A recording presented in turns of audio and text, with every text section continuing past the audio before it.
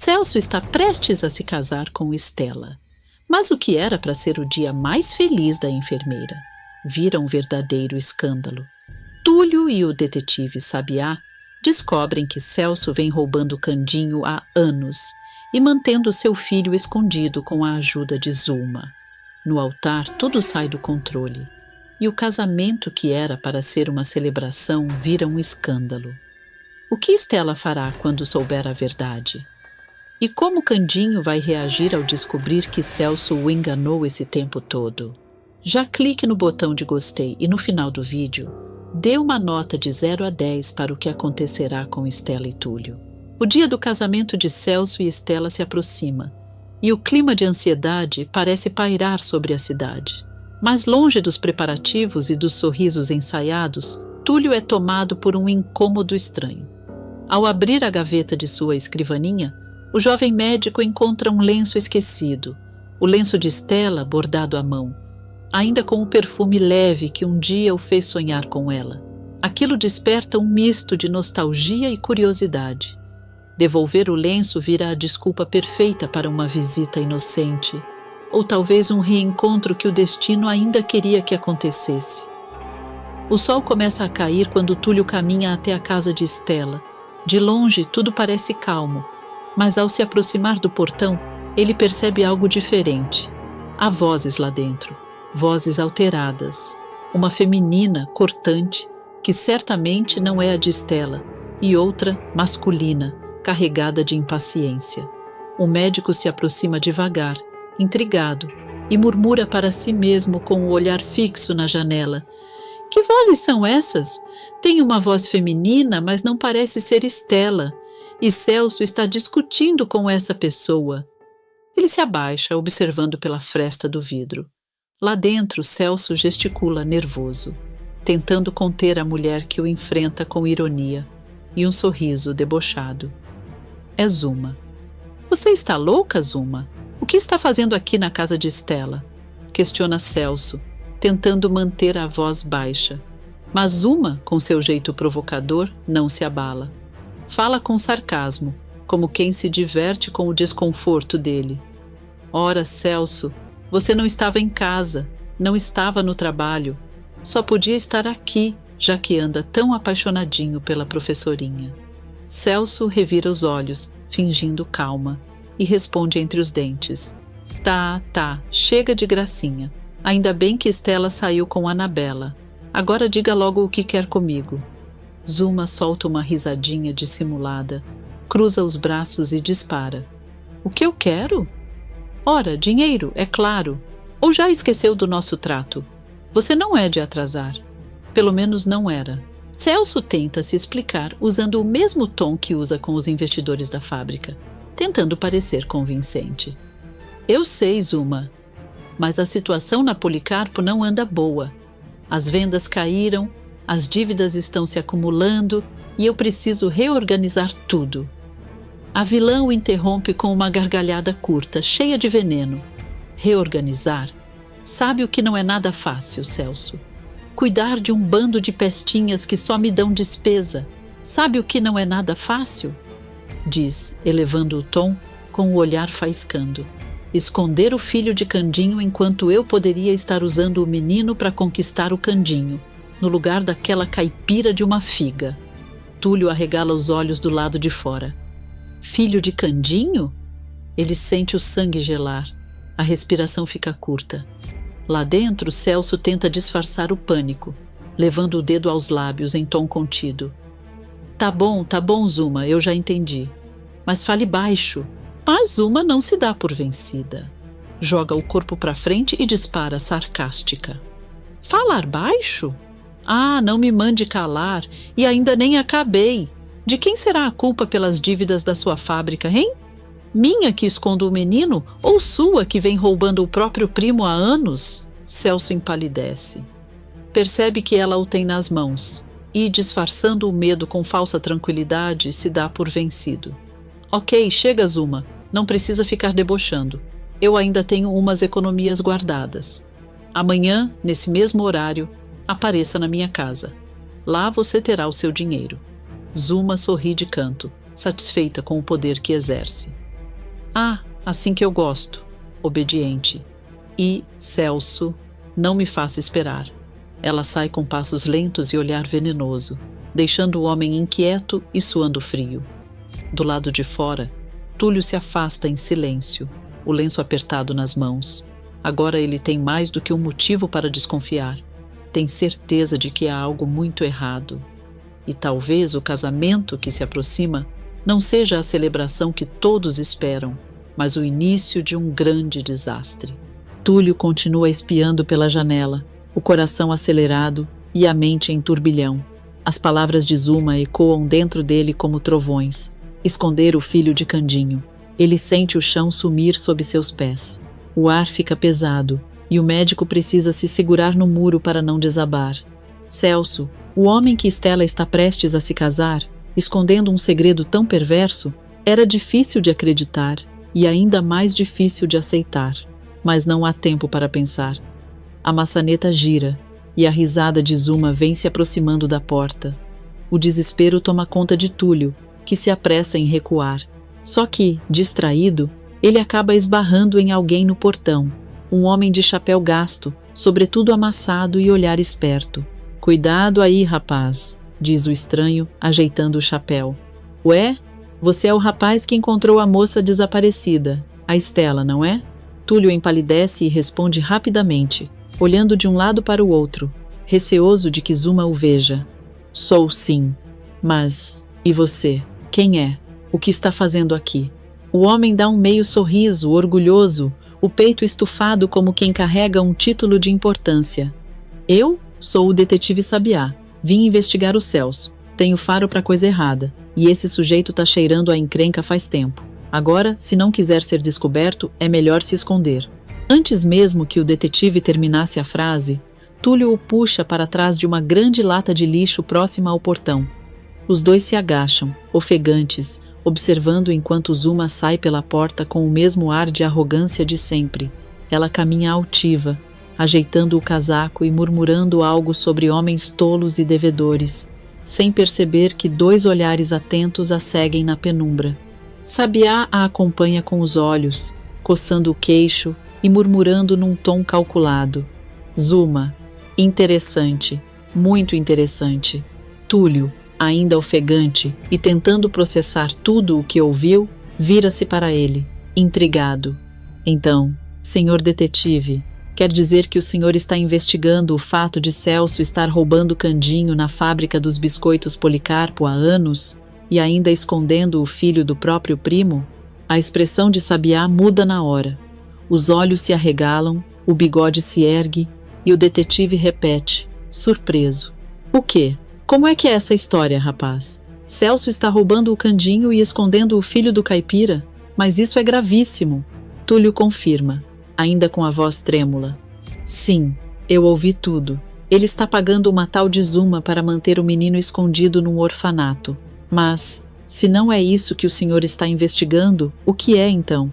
Sabiá suspira fundo, desapontado consigo mesmo. O tom muda, mais sombrio, mais grave. "Ah, eu sabia que esse Celso não era flor que se cheire. Eu já tinha desconfiado que ele estava pagando a Zuma há anos por algum motivo. Pensei que fosse chantagem, ou talvez algum esquema menor. Mas esconder o filho de Candinho, isso é monstruoso até para ele." O detetive tira o chapéu, coça a cabeça e resmunga. "E pensar que eu passei semanas seguindo os passos dele e nunca juntei as peças certas. Que tipo de homem é capaz de roubar o próprio sangue?" Túlio olha para o chão, o semblante abatido, e confessa num suspiro pesado.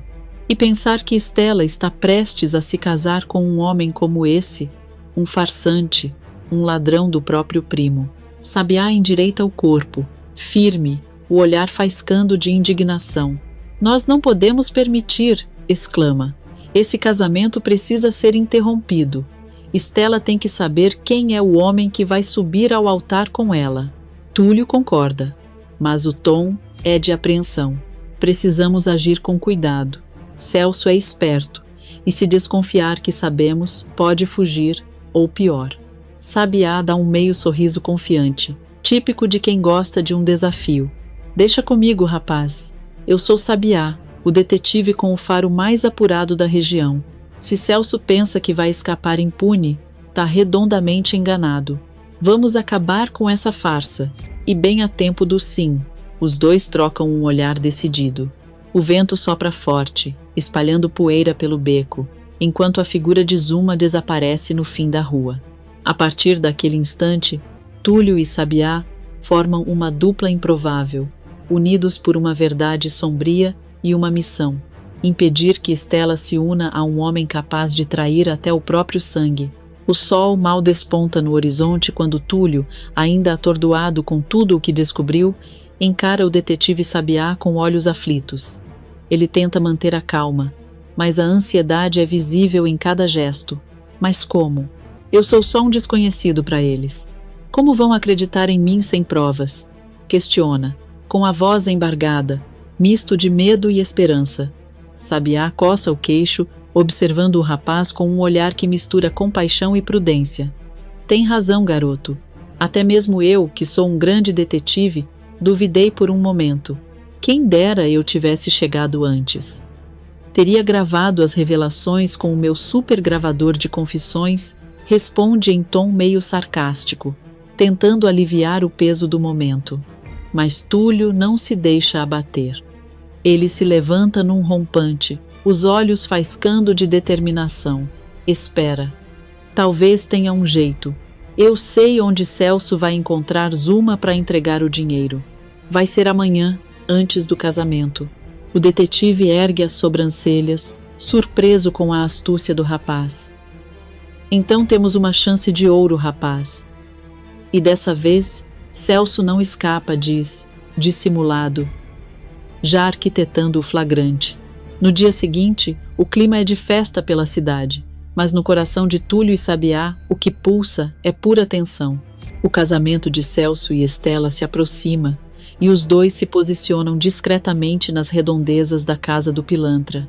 Entre sombras e cochichos, o detetive, com seu inseparável chapéu, observa cada movimento pela fresta de uma cerca. Ali, lá vem a Zuma, murmura Sabiá, apontando para uma mulher misteriosa que se aproxima coberta dos pés à cabeça com panos, tentando disfarçar o rosto. Seu andar é firme, mas o olhar inquieto denuncia que traz algo sujo entre as mãos. Túlio segura o gravador com força, o coração disparado. A mulher para diante da porta e bate impaciente. Logo, Celso surge do outro lado, irritado e sem cerimônia. Ora, mas que demora! Você não sabe que eu tenho que casar em alguns minutos? Reclama, ajeitando o terno com arrogância. Zuma revira os olhos e entra debochada. Blá, blá, blá. Não aguento mais ouvir falar desse negócio de casamento. Retruca, cruzando os braços com desdém. Do lado de fora, Túlio e o detetive trocam olhares cúmplices. Sabiá liga o gravador, e o som do clique parece um trovão na quietude da manhã. Lá dentro, o diálogo começa tímido, mas logo as máscaras caem. Celso abre uma mala, revelando um bolo generoso de dinheiro. Tome aqui, tenho bastante para mais alguns meses. Então não venha mais me atassanar com essa história dispara, entregando as notas com impaciência. Zuma conta o dinheiro devagar, saboreando o poder que aquele suborno representa. Vai servir por enquanto, diz, sarcástica, guardando o maço dentro da bolsa. Celso se apressa em despachá-la. Agora saia, que eu tenho um compromisso. Mas a megera não aceita o tom. Aponta o dedo na cara dele, os olhos faiscando de raiva. Escute aqui, Celso. Você trate de roubar mais dinheiro de Candinho para continuar me pagando. Porque senão, eu mesma faço questão de contar para aquele caipira e para sua professorinha amada que foi você quem me mandou esconder o filho dele. Celso empalidece. A ameaça ecoa como um trovão. Zuma sorri, cruel. É, meu caro, quem diria, hein? Se Candinho soubesse que, por sua culpa, ele não vê há anos o pequeno Júnior, o menino com marca de asas. Sussurra, triunfante. Celso se aproxima dela, com o olhar tenso e o sorriso forçado. Já chega, eu darei um jeito. Agora vá, e rápido. Do lado de fora, Túlio aperta o braço do detetive, trêmulo de emoção. Você ouviu isso? Temos as provas, Sabiá. Temos tudo para desmascarar o Celso. Sussurra, quase sem conter o riso nervoso. Sabiá sorri de canto, com aquele ar sarcástico que lhe é peculiar. Eu te disse, garoto, quando um pilantra é bom de mentira, a gente precisa ser melhor de armadilha. Enquanto Zuma se afasta apressada, escondendo o dinheiro na bolsa, Celso ajeita o terno e sai para o seu grande dia, sem imaginar que o golpe fatal já está em curso. Do outro lado da rua, Túlio e Sabiá trocam um aperto de mãos firme. Agora é só esperar a hora certa, parceiro. Hoje, o noivo vai subir ao altar com o próprio passado amarrado no pescoço, conclui o detetive em tom de mistério, enquanto o gravador ainda pulsa nas mãos de Túlio, guardando o segredo que poderá virar a história de cabeça para baixo. O sol já está alto quando Sabiá e Túlio deixam o esconderijo. O plano havia funcionado melhor do que esperavam, mas agora o relógio é o inimigo. Sabiá, sempre atento, estreita os olhos ao ver Celso se aproximando de um veículo reluzente estacionado diante da casa. Carambolas, ele vai de carro. Assim, quando a gente chegar lá, o casamento já vai ter acabado, exclama o detetive, batendo a palma na testa. Túlio arregala os olhos desesperado. Então, temos que começar a correr, grita, já saindo em disparada.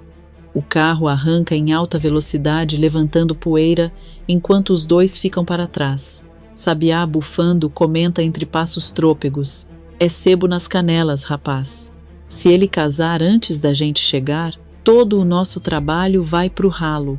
A dupla corre pelas ruas de paralelepípedo, desviando de carroças, cumprimentando curiosos e tentando manter o fôlego. Túlio, ofegante, mas determinado, exclama: eu não vou deixar esse canalha enganar a Estela. E Sabiá responde com um leve toque de sarcasmo: ah, garoto, amor e adrenalina são a combinação perfeita para um desastre, mas vamos tentar impedir o pior. Enquanto os dois correm contra o tempo, a cena muda para a igreja, onde o ambiente é de pura expectativa. Celso já atravessa a porta principal com um sorriso triunfante no rosto. O salão está impecável, decorado com flores brancas e laços dourados, e o som suave do órgão ecoa em notas delicadas. O gerente respira fundo, confiante, e segue até o altar, saboreando cada olhar que recebe. Nos bancos, uma plateia de rostos conhecidos acompanha cada passo do noivo. Anabela, Manuela, Joaquim, o professor Asdrúbal, Quitéria, Aidé, Araújo, Margarida e as crianças da Casa dos Anjos, todos ali, prontos para testemunhar o que parece ser o dia mais feliz da vida de Celso. As crianças, especialmente Anabela, se levantam entusiasmadas e batem palmas para o noivo. Celso, fingindo modéstia, sorri envergonhado, mas o brilho de vaidade em seu olhar o denuncia. Ele acena para as crianças com um gesto carinhoso, tentando manter o ar de bom moço que o fez conquistar a todos. Chegando ao altar, o noivo se posiciona, ajeita o terno e encontra Candinho e dita os padrinhos escolhidos para aquele momento que promete mudar destinos. Candinho, com seu jeito simples e sincero, quebra o silêncio com um sorriso largo. Finalmente, hein, Cerso? Pensei que esse dia nunca ia chegar. Celso força uma risada leve, mas seu olhar nervoso denuncia que algo o inquieta. Pois é, Candinho, diz, coçando o queixo, hoje é o grande dia. Logo em seguida, ele se volta para Dita, ansioso. Ei, Dita, você sabe dizer se minha Estela vai demorar muito para entrar? Eu tô bastante ansioso, sabe? Dita, com aquele jeito meigo e acolhedor, responde sorrindo. Pode relaxar, Cerso. Estelinha já tá pronta e vai entrar a qualquer momento. E dá um tapinha de leve no braço dele, tentando aliviar a tensão. Celso suspira fundo, tentando disfarçar a impaciência. Ainda bem, quero casar o quanto antes, diz, num tom dissimulado, que soa mais como pressa do que emoção. De repente, a marcha nupcial começa a ecoar pela igreja.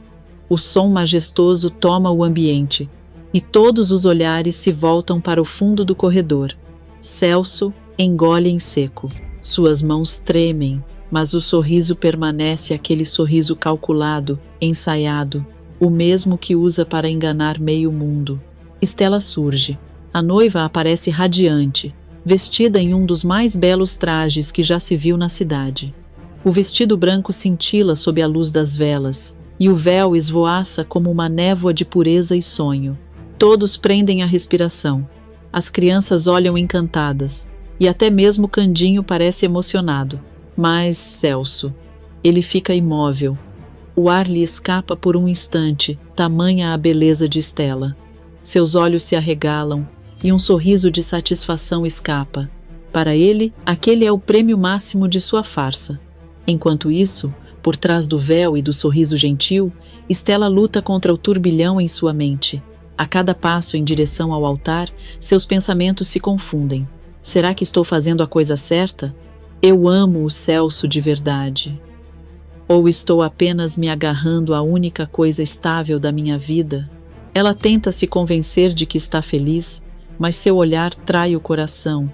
O que deveria ser o dia mais lindo da sua vida começa a se misturar com uma sensação de dúvida e pressentimento. No lado de fora, Túlio e Sabiá finalmente avistam a igreja ao longe.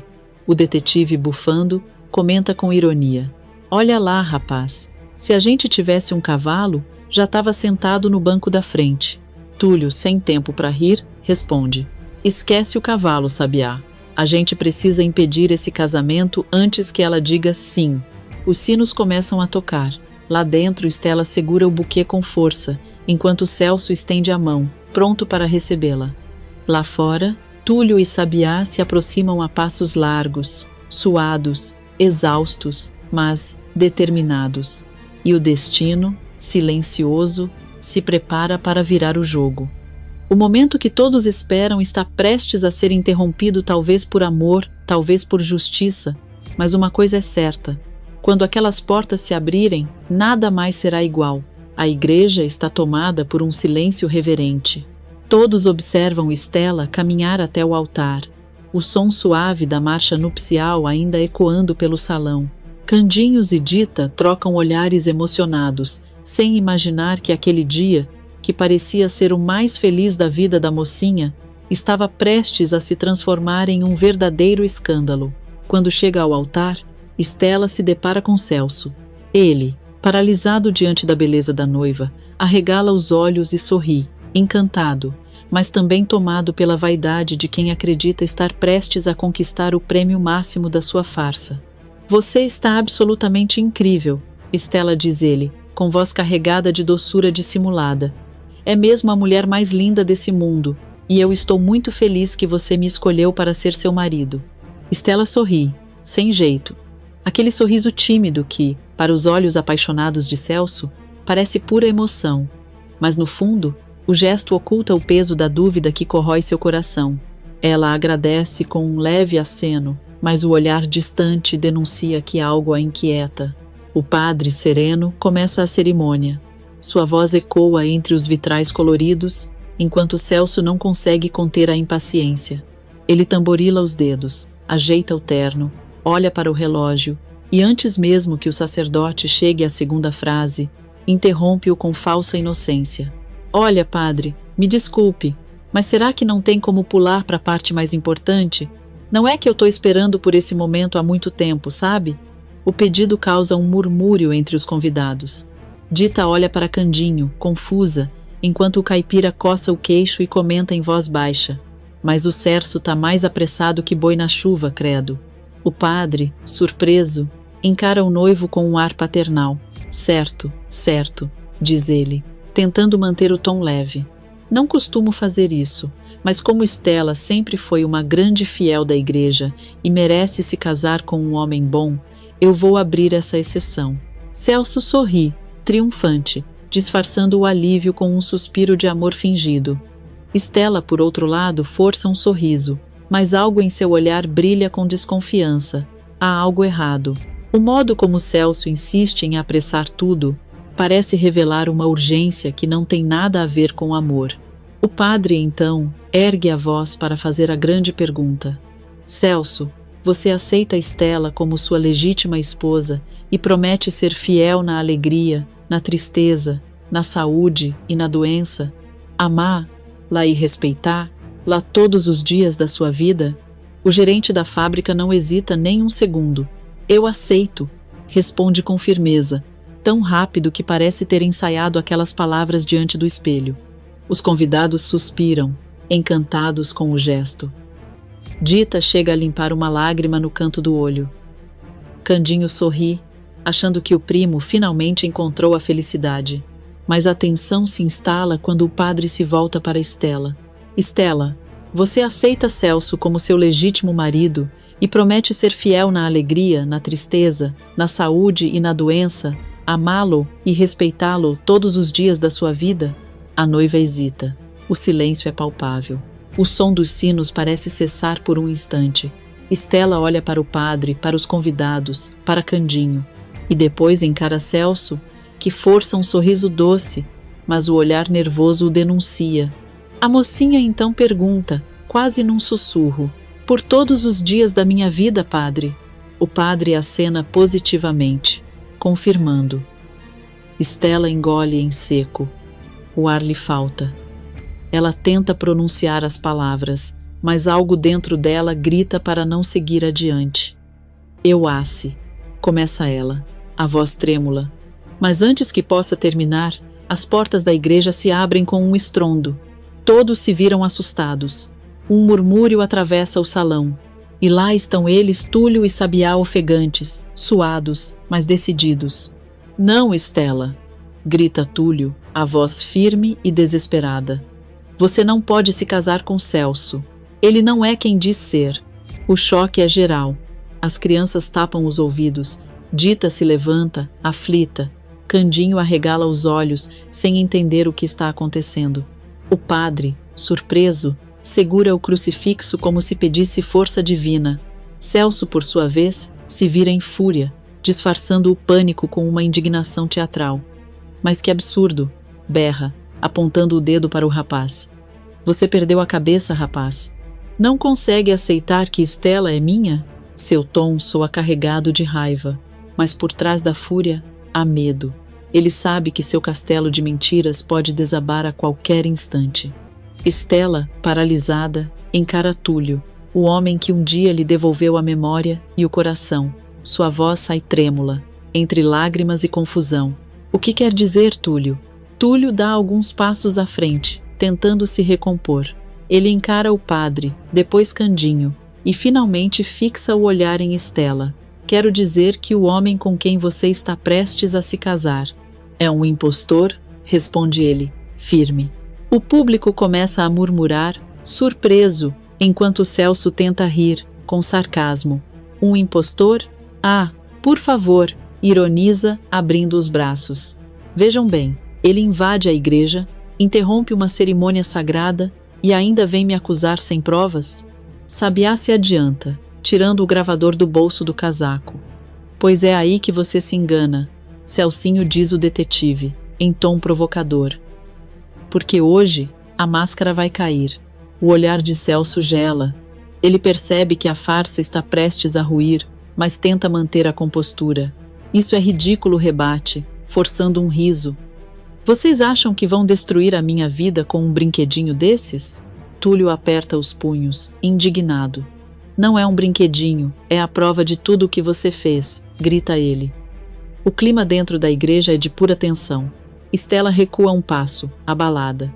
Dita tenta se aproximar para confortar ela. Candinho olha para o primo com decepção nos olhos, mas ainda confuso demais para reagir. Celso, com o rosto vermelho de raiva, solta um último deboche. Ah, Estelinha, não vai acreditar nesse doutorzinho fracassado, vai? Mas o olhar da moça muda. O brilho da confiança se apaga, dando lugar à dor e à desconfiança. O coração dela sabe que Túlio jamais mentiria não assim, não naquele momento. E enquanto o padre tenta restabelecer a ordem, Sabiá dá um passo à frente e diz, em voz alta o bastante para ecoar pelas paredes da igreja, pois então que todos escutem o que o próprio Celso teve coragem de confessar. E naquele instante, o gravador é ligado. A verdade, enfim, Está prestes a explodir no altar diante de todos e diante da mulher que ele tentou enganar. O silêncio dentro da igreja é cortante, pesado, como se o próprio ar tivesse medo de se mover. Túlio mantém os olhos firmes em Celso, com uma expressão que mistura raiva e alívio. Mas ele não precisa dizer uma única palavra, quem vai contar tudo é Zuma. O detetive então se adianta, encara a multidão curiosa e com um leve sorriso de satisfação, tira o gravador do bolso. Sua voz soa firme quando anuncia: acho que está na hora de todos ouvirem o que esse sujeito tentou esconder por tanto tempo. De repente, o som metálico do botão sendo apertado ecoa no salão e logo a voz inconfundível de Zuma toma conta do ambiente. Escute aqui, Celso. Você trate de roubar mais dinheiro de Candinho para continuar me pagando, porque senão eu faço questão de revelar para o caipira e para sua professorinha amada que você me pediu para esconder o filho de Candinho. Um burburinho começa a se espalhar entre os convidados, e Celso arregala os olhos tentando disfarçar o nervosismo. Ele ri sem graça, tentando soar irônico. Isso é um absurdo. Essa gravação é falsa. Essa mulher, essa Zuma é uma vigarista. Todos sabem disso. Mas antes que alguém pudesse reagir, o áudio continua, mais intenso, com a voz da mulher revelando o golpe final. Que é graças a você que o caipira não vê há anos o seu pequeno Júnior, o menino com marca de asas. O choque é imediato. Estela leva a mão à boca, os olhos marejados. Candinho fica imóvel por alguns segundos, como se o chão tivesse sumido sob seus pés. Um murmúrio corre entre os presentes, e o caipira, completamente atordoado, pergunta alto, com a voz trêmula: marca de asas? Tem um menino na casa dos anjos com marca de asas? Então, num movimento hesitante, Samir se levanta do banco. O garoto parece dividido entre o medo e a coragem, mas sua voz sai firme. Candinho, sou eu. Todos se viram para o menino, que, com as mãos trêmulas, puxa um pouco o short, revelando a marca em forma de asas de anjo. O tempo parece parar. O queixo de Candinho cai, e a emoção toma conta dele. Samir, essa marca é a marca de nascença do meu menino Júnior. Você é meu filho, Samir? Pergunta o caipira, com a voz embargada. O menino, com lágrimas escorrendo, sorri e responde: sim, Candinho. Então meu sonho se realizou. Você é mesmo o meu pai. Sem pensar duas vezes, Candinho corre até o garoto, o abraça com força e chora como uma criança. Eu nem acredito, mas que felicidade, meu Deus. Eu tô feliz por demais que você é meu filho, Samir, diz o homem, soluçando entre risos e lágrimas. A igreja explode em aplausos, emocionada com a cena. Até o padre, visivelmente tocado, murmura baixinho: um milagre diante dos nossos olhos. Mas o clima de ternura é logo interrompido pela fúria do caipira. Candinho se volta para Celso com o olhar faiscando. Você, Cerso, então esse tempo todo você estava escondendo meu fio de mim? Teve mesmo coragem de fazer isso comigo, seu safado? Celso, sentindo o peso da verdade prestes a esmagá-lo, tenta se recompor, o suor escorre pela testa, mas ele força um sorriso dissimulado, tentando manter o charme que sempre usou para enganar. Não me escutem, isso é armação. Esse rapaz é um falsário. Quer acabar com nosso amor, Estela. Vamos nos casar e esquecer essa história absurda. Estela, porém, não cai mais nas palavras dele. Seu olhar muda, o brilho de encantamento dá lugar à raiva e à decepção. Casar com você? Ela pergunta, num tom de desprezo.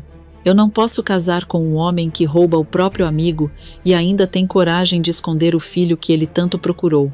Você é um monstro, Celso. Candinho se aproxima, com o rosto corado de fúria, arregaça as mangas da camisa e dispara. E se você acha que isso vai ficar barato para você, tá muito enganado. Celso começa a dar passos para trás, o medo agora é evidente. Sua voz treme, mas ele tenta manter a pose. Não, Candinho, isso não será necessário. A gente pode conversar. Mas é tarde demais. O caipira avança e Celso, desesperado, decide fugir.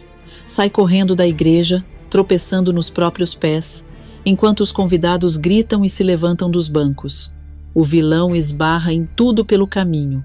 Derruba flores, quase cai até que dá de cara com o sargento da polícia, que havia vindo apenas prestigiar o casamento da mocinha que tanto buscou durante o desaparecimento. O impacto é inevitável. Celso cai no chão, levanta a cabeça e, ao reconhecer o policial, murmura em desespero: "Não pode ser." O sargento se aproxima devagar, com um sorriso satisfeito. "Pois é, Celso. Parece que o amor acabou, mas a justiça chegou." E assim, diante de toda a cidade reunida, o vilão que tentou destruir vidas com suas mentiras finalmente vê seu castelo de ilusões desmoronar. Estela cai de joelhos, chorando aliviada. Candinho segura Samir pela mão, prometendo que nunca mais vai deixá-lo. E Túlio observa tudo em silêncio, sabendo que o amor, a verdade e a coragem sempre encontram um jeito de vencer, mesmo quando o destino parece conspirar contra.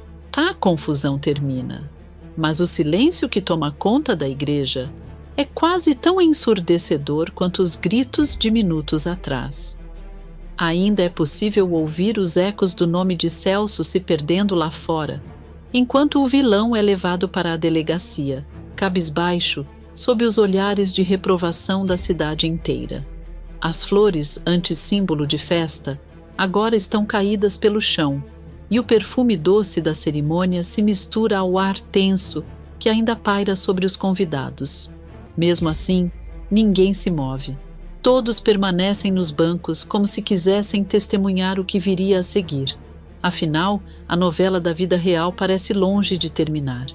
O padre ajeita o microfone, tossindo constrangido, sem saber se deve encerrar o evento ou esperar novas ordens divinas. É então que Estela, ainda vestida de noiva, toma uma decisão que muda completamente o rumo daquele dia.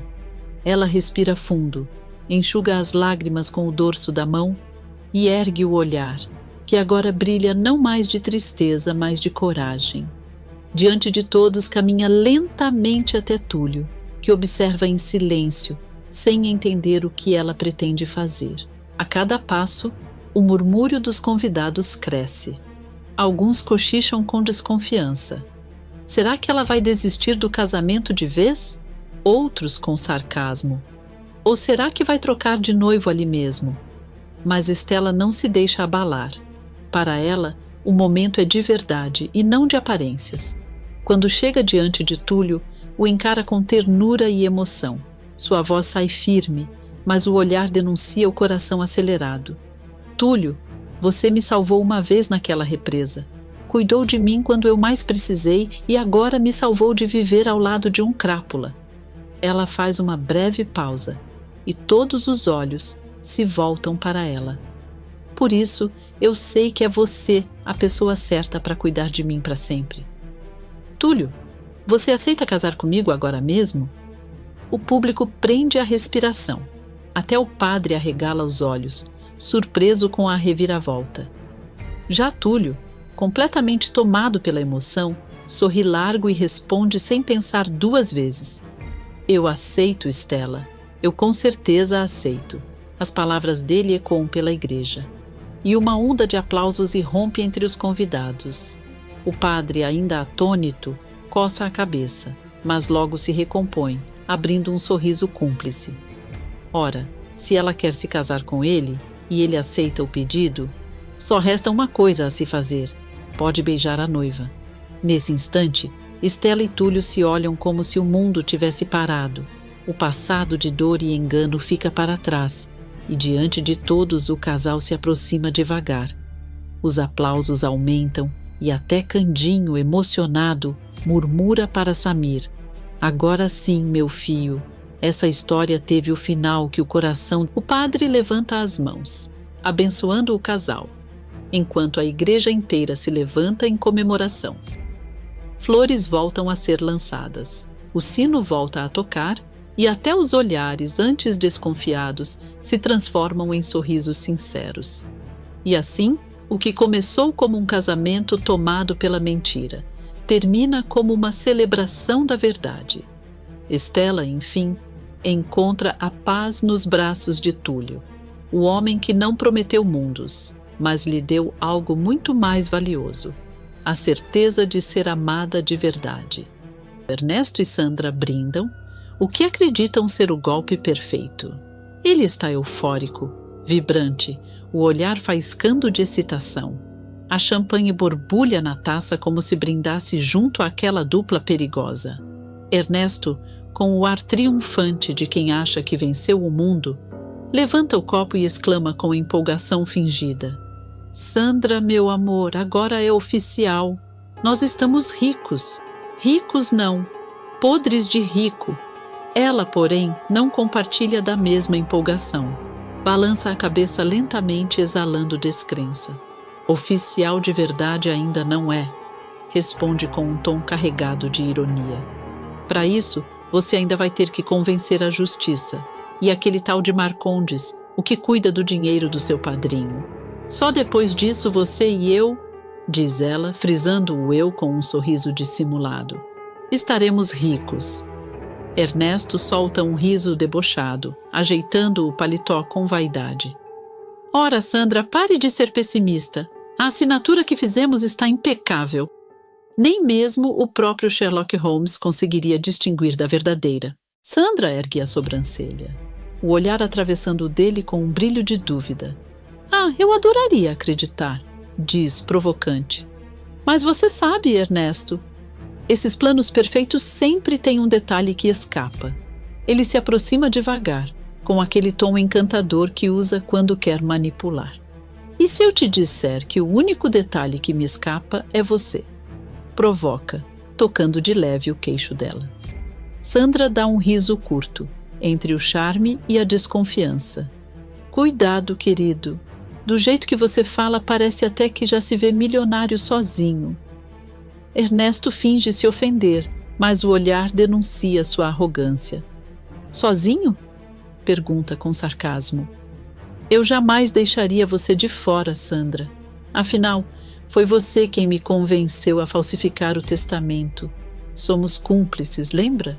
Ela responde com um sorriso gelado, medindo cada palavra. Cúmplices? Até o dinheiro cair na conta, Ernesto. Depois disso, a gente vê quem continua do mesmo lado. O silêncio que segue é pesado. Ernesto tenta disfarçar o incômodo, mas o brilho da ganância o entrega. Ele vira o resto da champanhe num gole só e respira fundo. Eu vou sair. Está na hora de buscar o meu dinheiro, anuncia com uma confiança quase teatral. Sandra o observa caminhar até a porta, o som dos passos ecoando como um aviso. Ela leva a taça aos lábios, mas não bebe. Apenas observa, com aquele olhar frio e calculado que Ernesto finge não notar. Quando ele fecha a porta, um sussurro escapa de sua boca. Que a sorte te acompanhe, meu amor. Porque se não acompanhar, eu juro que pulo fora antes do barco afundar. E assim termina o brinde da ambição, com um sorriso de vitória de um lado e o pressentimento da queda do outro. Ernesto não perde tempo. Ajeita o chapéu, desce as escadas como quem pisa num destino já escrito e chega ao cartório com a confiança de quem carrega o mundo no bolso. Ao ver Marcondes segurando uma maleta pesada, os olhos do pilantra brilham como lâminas.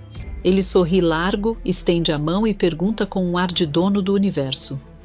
Essa, por acaso, é a maleta com meu dinheiro? Marcondes recua um passo, ajeita os óculos e empurra a maleta ligeiramente para trás, num gesto que mistura cautela e prazer em segurar o poder. Responde seco, sem cerimônia. Ainda não sei. Só saberemos depois que eu ler o testamento que você disse estar carregando.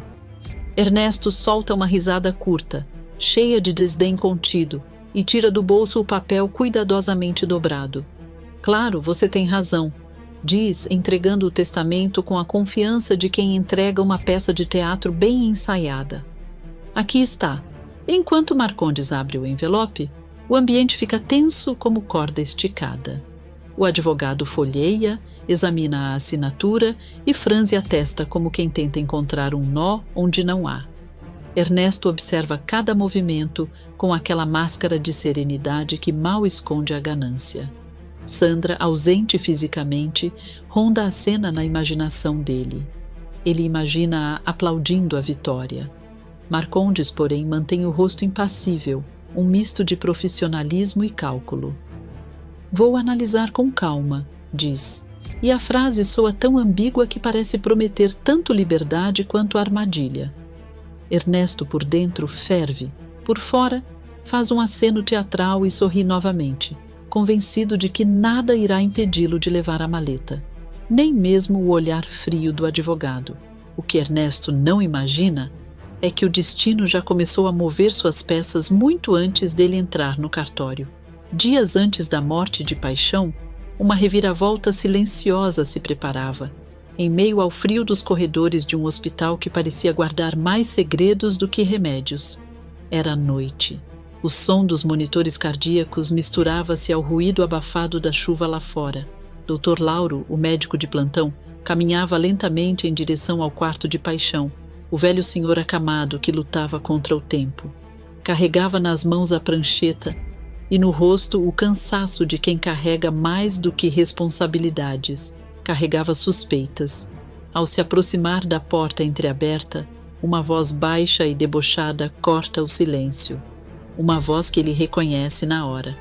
Então o dia está finalmente chegando, meu padrinho, diz o intruso, com um tom de ironia que goteja veneno. Lauro paralisa, inclina-se levemente e, por uma fresta na janela de vidro, confirma o que teme. Ernesto. O mesmo Ernesto que sempre aparecia ali com presentes e sorrisos ensaiados. O mesmo que todos diziam ter se redimido. O médico sente um arrepio percorrer a espinha.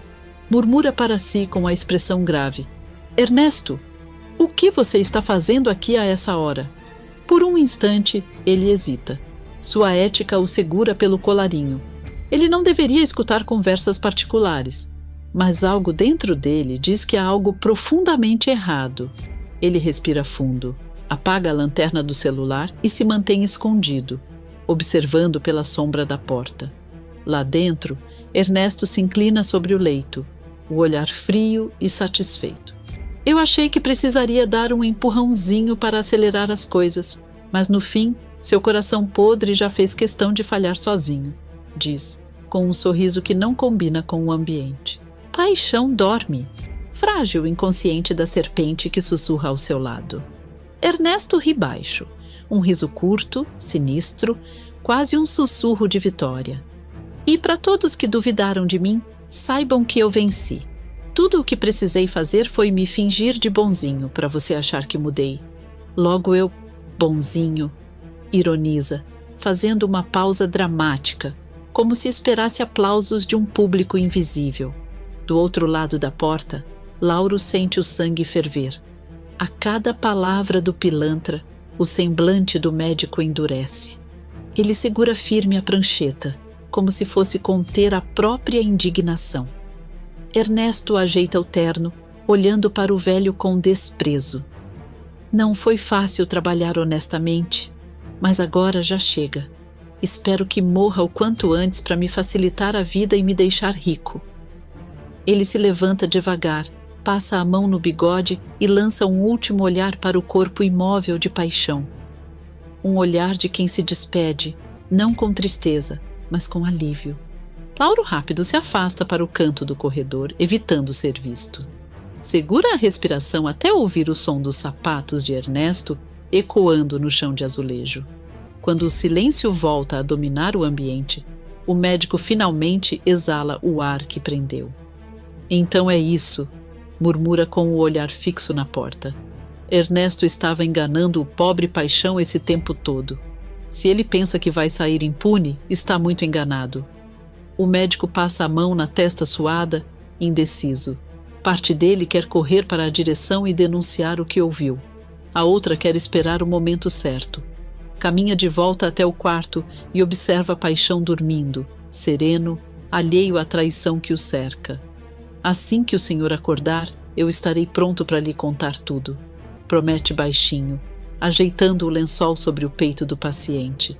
E dessa vez, Ernesto não vai ter chance de enganar mais ninguém. Do lado de fora, a chuva engrossa. Cada trovão parece um presságio. O médico sabe que acabou de testemunhar algo que pode mudar o rumo de muitas vidas. E enquanto Ernesto desaparece na noite, Lauro permanece ali, decidido a lutar contra o silêncio, mesmo que isso custe sua própria paz. O sol mal começa a iluminar o hospital quando o Dr. Lauro retorna ao quarto de Paixão. O velho senhor desperta devagar, com o rosto cansado, os olhos fundos e o corpo fragilizado pelo tempo e pela doença. O médico se aproxima com calma, senta-se à beira da cama e observa aquele homem que um dia fora temido por muitos e admirado por outros tantos, mas que agora, cercado por aparelhos, parece só querer um pouco de paz. Paixão começa. Lauro, com a voz grave, mas firme: eu preciso lhe contar algo. E antes que o senhor me interrompa, saiba que isso não é fácil para mim. O velho o encara, intrigado. Algo tão sério assim, doutor? Lauro respira fundo. Seu afilhado Ernesto, ele não é quem o senhor pensa que é. O impacto da revelação faz Paixão se endireitar na cama, num esforço que denuncia o nervosismo. O que está dizendo? Lauro, pesaroso, continua.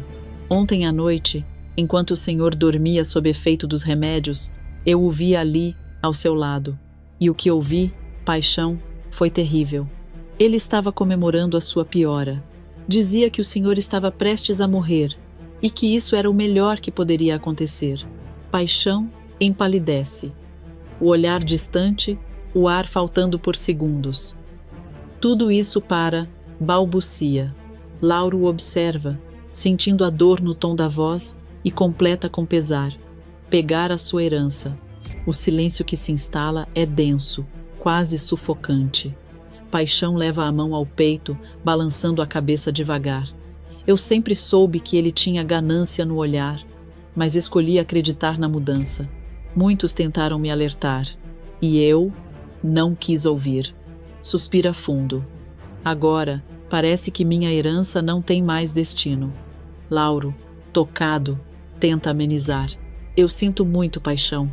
Minha ética médica não me permitiria interferir em questões pessoais, mas o que eu vi ontem foi inaceitável. Eu não podia ficar calado diante de tamanha crueldade. Paixão levanta o olhar, os olhos marejados. Você fez certo, doutor. Fez o que um homem honrado faria. Por alguns segundos, os dois permanecem em silêncio. O tic-tac do relógio de parede parece marcar o tempo que resta. Então, com a voz trêmula e resignada, Paixão pergunta: doutor, o senhor conhece alguém digno?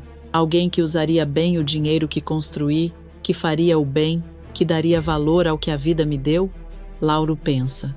Passa a mão no queixo, os olhos vagando como quem busca entre lembranças um nome que valha a confiança de um moribundo. Até que, finalmente, um sorriso discreto brota em seu rosto. Na verdade, sim. Eu conheço alguém. Paixão se inclina levemente. E quem seria essa pessoa? Uma enfermeira que trabalha aqui no hospital. O nome dela é Estela. Cuida sozinha da irmã doente, dá aulas gratuitas para crianças órfãs e vive com o pouco que tem, explica Lauro, com orgulho evidente. O velho senhor se emociona. Mas que maravilha! Parece mesmo uma mulher honrada. E confirma o médico. Mas apesar de tanta bondade, já sofreu muito. Recentemente desapareceu, foi encontrada sem memória e agora luta para reconstruir a própria vida. Paixão sorri pela primeira vez em dias. Perfeito. Essa mulher parece a pessoa certa para receber a minha herança. Gostaria de conhecê-la, doutor. Imagino que logo ela estará de volta ao hospital. Quando isso acontecer, prometo lhe apresentar pessoalmente, garante Lauro, apertando levemente a mão do paciente. O tempo passa e os dias seguintes parecem escorrer pelos dedos de Paixão como areia fina. Cada amanhecer é mais curto, cada noite mais longa. Ele sente o corpo falhar e a consciência se apagar aos poucos. Até que, num fim de tarde, Túlio entra com os remédios na bandeja de metal. Paixão, com a voz fraca, mas curiosa, pergunta: rapazinho, me diga uma coisa. Você conhece a enfermeira e professora Estela? Túlio congela por um instante. O coração dispara ao ouvir o nome que, só de ser pronunciado, lhe desperta um turbilhão de lembranças. Ele engole em seco, tentando disfarçar. Ah, conheço sim, senhor. Paixão o observa com um olhar astuto, daqueles que, mesmo cansados, ainda enxergam o que não é dito. Que cara é essa, rapaz? Vermelho desse jeito. Por acaso vocês são próximos? Talvez namorados? Provoca, com um sorriso leve, quase paternal. Túlio tenta se recompor, gaguejando. Não, não, senhor Paixão. Estela é apenas uma boa amiga, só isso. Ela já tem namorado. O velho solta uma risadinha abafada, tocando o ombro do rapaz. Não precisa se explicar, meu jovem. Eu conheço bem esse olhar. É o de quem ama alguém que não pode amar de volta. A frase atravessa o coração de Túlio, que apenas abaixa a cabeça, sem coragem de responder. O silêncio que se segue é delicado, quase poético. Paixão estende os braços e o puxa para um abraço breve, apertado, o jaleco branco amassando-se entre eles. Você é um bom rapaz, diz Paixão, emocionado. E bons rapazes sempre encontram seu caminho, mesmo que o amor os faça tropeçar primeiro. Túlio se recompõe, termina o procedimento com cuidado e, antes de sair, sorri respeitosamente. Até logo, senhor. Paixão o observa caminhar até a porta e, com um olhar sereno, responde: adeus, meu rapaz. Túlio sorri, sem entender o peso daquela palavra. Só mais tarde compreenderia que aquele adeus era definitivo, o último suspiro de um homem que, antes de partir, encontrou um novo destino para o que tinha de mais valioso. Não sua fortuna, mas a chance de corrigir seus erros com um gesto de fé, e assim, entre o som distante das máquinas e o silêncio que antecede o fim, Paixão sela seu último ato de bondade, o de confiar o futuro de sua herança a quem verdadeiramente merecia. De volta ao presente, o silêncio do hospital é interrompido apenas pelo som abafado dos passos de Túlio pelos corredores frios. O jovem médico se prepara para mais um plantão quando, ao vestir o jaleco branco, percebe algo estranho. Um volume pequeno, mas perceptível, ocupa o bolso interno da roupa. Intrigado, ele enfia a mão e, ao tocar o papel dobrado, franze a testa. Mas o que é isso? Murmura, puxando um envelope antigo, amarelado nas bordas. Ao olhar de perto, reconhece a caligrafia firme e elegante de Paixão. A expressão de surpresa toma conta do seu rosto. Uma carta? Sussurra, com a respiração acelerando. Ele lê o nome no envelope e, de repente, tudo faz sentido. Meu verdadeiro testamento. Paixão, seu velho esperto. Você colocou isso aqui quando me abraçou naquele dia, não foi? O médico sorri, meio nervoso, enquanto a lembrança daquele último encontro vem à mente. O aperto de mãos demorado, o olhar sereno de despedida, o adeus que agora ganha outro significado. Com as mãos trêmulas, Túlio rasga o lacre do envelope e começa a ler. A cada linha, sua expressão muda primeiro confusão, depois incredulidade e, enfim, espanto. Quando chega ao nome revelador, o impacto o faz prender a respiração. Meu Deus, eu não acredito. Preciso encontrá-la agora mesmo. Num impulso, ele sai correndo pelos corredores do hospital. Enfermeiros desviam às pressas. Pacientes olham assustados. Ei, cuidado aí, doutor, grita uma funcionária. Me perdoe, responde ele, sem parar. Eu preciso encontrar alguém, é urgente. O som dos passos ecoa enquanto ele vasculha sala por sala. Seu olhar aflito percorre rostos conhecidos até que no fim do corredor ele a vê. Estela. Ofegante, ele corre até ela e segura suas mãos. Estela, você precisa ler isso agora. É importante, é urgente. A enfermeira, surpresa com o desespero do rapaz, aceita a carta. O silêncio se instala enquanto ela começa a ler. A cada linha, seus olhos se movem mais rápido, até que sua voz treme ao pronunciar o trecho decisivo. Eu, Paixão, renego a minha herança para o meu afilhado Ernesto e deixo toda a minha fortuna para a enfermeira e professora Estela. confiando a ela a missão de usá-la para o bem em seu projeto com as crianças carentes. A carta cai de suas mãos e o olhar dela se perde no vazio. Paixão, me escolheu? Balbucia, sem acreditar. Túlio confirma, sorrindo aliviado. É isso mesmo, Estela. Você herdou uma fortuna. Tudo o que ele construiu agora está nas suas mãos. Mas Estela não sorri. Seu semblante muda, os olhos marejam, e ela murmura palavras desconexas. Paixão.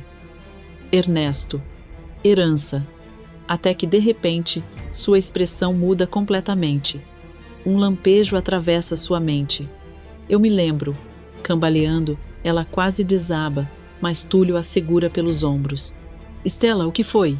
Ela fecha os olhos por um instante, e as lembranças voltam com força. Eu me lembro de tudo, Túlio. Ernesto. Aquele miserável. Ele se aproveitou de mim, e quando tentei avisar Paixão, ele tentou me matar. O médico recua um passo, incrédulo. O quê? Pergunta, com a voz baixa, tentando digerir o que houve. Estela aperta o envelope com raiva contida, o rosto tomado por uma mistura de dor e indignação. Ele sempre fingiu ser o homem perfeito, o afilhado exemplar. Mas por trás daquele sorriso dissimulado, só havia ganância. E eu fui a maior vítima. Túlio, ainda chocado, percebe algo nas entrelinhas. Estela, diz, hesitante, com um olhar mais sério. Há algo que você ainda não disse. Ernesto, ele é o pai de Anabela? Por um momento, o silêncio é absoluto. Estela baixa o olhar e uma lágrima escorre. Depois, encara o rapaz com firmeza. Sim, Túlio, é uma verdade que me destrói, mas não posso mais esconder. Ernesto é o pai de Anabela. Ele me enganou, me usou e depois quis apagar qualquer rastro do que fez. A revelação o atinge como um soco. Túlio fecha os olhos, respira fundo e com voz firme diz: então ele precisa pagar, e você não vai enfrentar isso sozinha. Estela, ainda abalada, tenta se recompor. Não podemos deixar que ele vença. Paixão confiou em mim, e eu vou honrar isso. Mas antes que possam sair, Túlio para de repente, com um brilho de ideia nos olhos. Espere, Estela. Há uma coisa que preciso fazer antes. Ele sai apressado e vai até o laboratório, onde encontra Dr. Lauro analisando exames. Dr. Lauro, uma pergunta urgente. Ernesto chegou a doar sangue para o tratamento de Paixão? O médico mais velho o encara, confuso. Sim, uma pequena coleta. Por quê? Túlio fala rápido, quase atropelando as palavras. Preciso que compare o sangue dele com o de Anabela. Veja se há compatibilidade genética, se é possível produzir anticorpos combinando os dois. Lauro arregala os olhos. O quê? Mas isso não faz sentido. Nós já tentamos algo semelhante com o sangue de Estela e não funcionou. Túlio insiste, a voz firme. Confie em mim, doutor. Faça o teste e tudo vai se esclarecer. Percebendo a determinação do rapaz, Lauro apenas acena, intrigado. Túlio respira fundo, ajeita o jaleco e volta até Estela, que o espera ansiosa na saída. Conseguiu? Pergunta ela, nervosa. Ele apenas confirma com um aceno e um olhar decidido. Agora é com a gente. Juntos, eles saem apressados do hospital e seguem para o cartório. O destino os empurra para o próximo confronto, enquanto a verdade escrita nas entrelinhas daquela carta promete mudar tudo. Na calçada, o vento sopra forte, levantando os cabelos de Estela. Ela encara o horizonte e murmura, com firmeza: dessa vez, Ernesto não vai escapar. E Túlio completa, com um meio sorriso disfarçado de esperança. Nem a justiça de Paixão também. Na sala silenciosa do cartório, o ar cheirava a papel e verniz. Marcondes, com a postura de quem guarda segredos por profissão, apoia a maleta sobre o colo e desliza os dedos pela alça como quem confirma o peso do mundo. Ernesto está em pé à sua frente, as mãos inquietas, o sorriso de quem já conta notas antes mesmo de abri-las. A ansiedade do pilantra é quase palpável, ele finge calma, mas o olhar dança como pena ao vento. Pois bem, diz Marcondes, ajeitando os óculos, vou ler com atenção. Não gosto de cair em armadilhas. Sua voz é neutra, mas há um brilho de curiosidade que desagrada Ernesto. Ernesto tenta disfarçar com um riso curto e controlado, um riso que não alcança os olhos. Leve o tempo que precisar, doutor. Eu confio na sua competência. A frase sai suave, dissimulada. Por dentro, ele reza para que o espetáculo continue perfeito. Marcondes abre o envelope e começa a leitura em voz baixa, profissional. Os nomes, as cláusulas, a assinatura, tudo passa pelo crivo atento do advogado. Ernesto observa cada palavra como se cada linha fosse um golpe final contra o destino. Quando Marcondes dobra o papel e respira, parece ter decidido. Parece tudo correto para mim, declara, com uma frieza técnica que soa como sentença. Você é oficialmente o herdeiro da fortuna de paixão. Espero que faça bom proveito. Ernesto solta um som entre um riso e um suspiro de satisfação, e os ombros relaxam como quem retira uma armadura. Marcondes sorri apenas com os olhos, abre a maleta e, num movimento hábil, deixa à mostra o estoque de notas que parece responder à ambição do pilantra. Ah, como eu adoro o cheiro de dinheiro vivo, murmura Ernesto, inclinando-se, como se a compra do mundo pudesse ser medida no aroma das notas. E se o dinheiro é meu, melhor ainda. A cena beira a comédia grotesca. O homem que queria tudo se compraz em tocar a prova do seu triunfo. Mas o triunfo é interrompido por passos apressados, a porta é arrombada. Túlio e Estela entram como tempestade. Ele ofegante, ela pálida e firme. O envelope do testamento verdadeiro tremendo nas mãos do rapaz. Esse testamento é falso, grita Túlio, sem rodeios. O verdadeiro está comigo. O comentário corta o ar. Ernesto ergue a cabeça, o sorriso congelado, a expressão perfurada por confusão e logo em seguida por fúria. Estela? Pergunta, fingindo surpresa com a voz fina, cortante. O que está fazendo aqui? Quem é você, jovem? Por que inventar essas loucuras? A pergunta é veneno travestido de incredulidade. Marcondes, sempre prudente, pega o papel que Túlio estende e começa a ler com a meticulosidade de quem fuça um quebra-cabeça. Os olhos do advogado percorrem as linhas e, pouco a pouco, a serenidade profissional dá lugar a um franzir de testa, um esforço para encaixar duas assinaturas que não coincidem. Espere, murmura ele, quase para si. Isto não bate. Há diferenças. Ele aponta detalhes minuciosos, um traço mais longo, um ponto deslocado, uma letra que não se curva como na outra. O advogado, que vive de certezas, deixa escapar uma ponta de incredulidade. O testamento de Ernesto é mesmo falso. Como não vi antes as falhas na assinatura? Ernesto, percebendo que a máscara pode cair, tenta recuperação. Faz cara de quem foi injustiçado. Doutor Marcondes, isso é um mal-entendido. Essas assinaturas podem ser semelhantes. Eu juro que... A voz falha e a falsidade treme. Marcondes ergue a mão, cortando a mentira com a autoridade do cartório. Devolva o dinheiro agora mesmo e eu o entregarei para a verdadeira herdeira, a senhorita Estela. A frase é seca, inequívoca. Ao ouvir o nome da moça como destinatária legítima, algo dentro de Ernesto explode. A raiva lhe entorta o rosto, a saliva lhe queima a garganta. Ele cerra os punhos, como se quisesse esmagar o mundo. O quê? Estela, herdeira de paixão?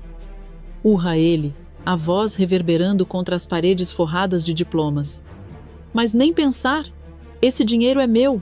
É meu por direito, e ninguém irá tirá-lo de mim. Cada palavra é um soco. Cada sílaba uma promessa de desespero. Estela, com a dignidade de quem sofreu muito e aprendeu a resistir, aponta o dedo sem titubear. Você não merece esse dinheiro, Ernesto, exclama. Não depois de tudo que fez a mim, não depois de tentar apagar memórias e corações. Com tanto poder assim, o que você fará? Comprar mais crueldade? Mais mentiras? Seu tom é de acusação, e a sala parece segurar a respiração. Ernesto arreganha os dentes e por um segundo sua humanidade se reduz ao instinto de fuga. Não interessa a você nem a ninguém o que eu farei com o dinheiro. Ele é meu! Brada. Vocês jamais me encontrarão para pegá-lo de volta. Sem esperar, sem planejar além do próximo passo, ele agarra a maleta como se ela fosse o último pedaço de terra firme e corre até a janela. O vidro é um obstáculo só em aparências. Num movimento desesperado, salta. A visão do salto é breve, mas suficiente para marcar a sala com a imagem do homem disposto a tudo por sua cobiça. Não! Grita Túlio, já em movimento, o impulso de salvar aquele que o feriu moralmente atropelando o cálculo clínico. Pare! Desista, Ernesto! A perseguição começa com o coração do médico nos olhos e a determinação de quem não permitirá que a impunidade vença. Marcondes, chocado e profissional até o último segundo, corre para a janela para ver o que restou do grito e da ambição. Estela observa fixa, com o rosto lívido, enquanto o testamento verdadeiro ainda dança nas mãos de Túlio. O destino vira-se como um personagem, ora misericordioso, ora cruel.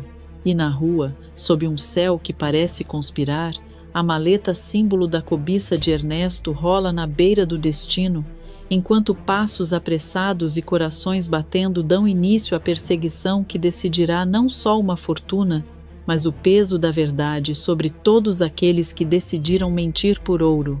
Ernesto corre como um louco pela Ponte Velha, com a maleta apertada contra o peito. O vento sopra forte, as tábuas rangem sob seus pés, e o som dos passos apressados ecoa pela estrutura enferrujada. Atrás dele, Túlio tenta acompanhar, ofegante, mas determinado a impedir que o pilantra escape. Ernesto, mesmo em plena fuga, ainda arruma tempo para o deboche. Vira o rosto por cima do ombro, com um sorriso cínico e o suor escorrendo pela testa. Não se fazem mais jovens fortes mesmo, não é? Provoca, rindo entre uma respiração e outra. Você não consegue me acompanhar. Túlio aperta o passo, irritado com o tom sarcástico do vilão, e grita: Isso não vai acabar bem, Ernesto. Deixe essa maleta e pare com essa loucura. Mas Ernesto apenas ri, zombando. Loucura é desperdiçar uma fortuna dessas nas mãos erradas. Eu trabalhei demais para chegar até aqui, garotinho. O destino, porém, parece não gostar de arrogância. Em um instante de descuido, Ernesto pisa em falso. O salto ressoa oco sobre a madeira úmida e o pilantra perde o equilíbrio. O riso se desfaz, o corpo se desequilibra e ele cai, ficando pendurado pela beirada da ponte, segurando-se com o desespero de quem teme mais a pobreza do que a morte. O vilão tenta alcançar a maleta, que escorrega a poucos centímetros de suas mãos, balançando perigosamente à beira do abismo. O olhar dele se enche de desespero e cobiça. A maleta! Meu dinheiro! Murmura, com os dedos tremendo. Túlio corre até ele, o coração acelerado. Apesar de todo o ódio que sente pelo homem, seu instinto de médico fala mais alto. Ele se ajoelha na beirada e estende a mão, gritando: Vamos, Ernesto! Segure minha mão! O vilão, suando frio, o encara com desconfiança. Sua voz sai trêmula, mas carregada de veneno. Você acha que eu cairei nessa? Está fingindo para roubar o que é meu. Está ouvindo o que diz? Retruca Túlio, com firmeza e incredulidade. A queda é grande. Você não vai sobreviver se continuar aí. Ernesto solta uma risada rouca, insana, quase histérica. Eu prefiro morrer tentando do que viver sem um tostão. Túlio sente um arrepio percorrer o corpo. A voz do vilão é fria, cega pela ganância. Ele tenta alcançá-lo de novo. Não faça isso, Ernesto. Mas o pilantra ignora o aviso. Com um movimento brusco, tenta agarrar a maleta. Ela escorrega, e junto com ela, seus dedos perdem a força. Em um segundo de puro desespero, Ernesto solta um grito. Ah, maldição! Ecoa no vazio, antes de desaparecer na escuridão abaixo. O som do impacto é seco, e o silêncio que segue é quase sufocante. Túlio fica paralisado, observando o vazio onde o homem estava segundos antes. O vento sopra forte, levando consigo a última risada de Ernesto. O vilão morre sem o dinheiro, sem glória, e com as mãos vazias, símbolo cruel da própria cobiça. Respirando fundo, Túlio se levanta e pega a maleta, que milagrosamente ficou presa entre as tábuas. Com passos pesados, volta. Quando chega, encontra Estela à espera, aflita. Ele ainda tenta encontrar as palavras certas para contar o que aconteceu, mas antes que possa abrir a boca, Lauro surge correndo, suado e ofegante. Túlio! Estela! Que bom que os encontrei! Diz, quase sem fôlego. Túlio! Você estava certo. O teste com o sangue de Ernesto deu certo. Já estamos produzindo os anticorpos para a doença de Anabela. Nós vamos conseguir curar sua irmã, Estela. Estela arregala os olhos, sem acreditar no que ouve. O quê? Vocês estão falando sério? Mas como isso é possível, Túlio? Eu achei que não havia mais esperança. O médico, ainda abalado com o que viveu, explica. As chances eram mínimas. Mas quando você me contou que Ernesto era o pai de Anabela, pensei nos tratamentos genéticos. Testamos o sangue dele e o resultado foi surpreendente. Estela, emocionada, leva as mãos ao rosto. Lágrimas caem, uma mistura de alívio e gratidão. Ela se aproxima e o abraça com força. Você salvou a vida da minha filha. E a minha também, Túlio. Ele tenta disfarçar a emoção com um leve sorriso tímido. Eu só fiz o que precisava ser feito, Estela. Mas Estela, tomada pela intensidade do momento, segura o rosto dele e o beija. Um beijo cheio de paixão, de tudo que ficou preso entre eles por tanto tempo. Quando se afasta, declara com a voz embargada: Eu te amo, Túlio. E ele, ainda atordoado com o peso das últimas horas, apenas responde com um olhar que diz tudo, misto de amor